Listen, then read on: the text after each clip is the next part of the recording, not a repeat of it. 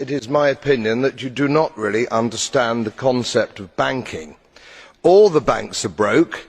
Bank Santander, Deutsche Bank, Royal Bank of Scotland, they are all broke. And why are they broke? It isn't an act of God. It isn't some sort of tsunami.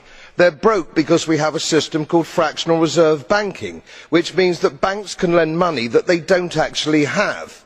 It is a criminal scandal and it has been going on for too long.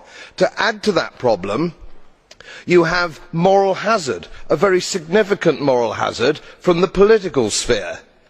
And most of the problem starts in politics and central banks, which are part of the same political system.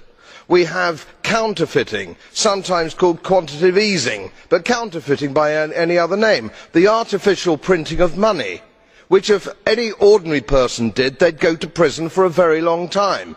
And yet governments and central banks do it all the time. Central banks repress the amount of interest that rates are, so we do not have the real cost of money. And yet we blame the retail banks for manipulating LIBOR. The sheer effrontery of this is quite astonishing. It is central banks that manipulate interest rates, Commissioner. And plus, underneath all this, we talk loosely, in a rather cavalier fashion, do we not, about deposit guarantees. So when banks go broke through their own incompetence and chicanery, the taxpayer picks up the tab. It is theft from the taxpayer.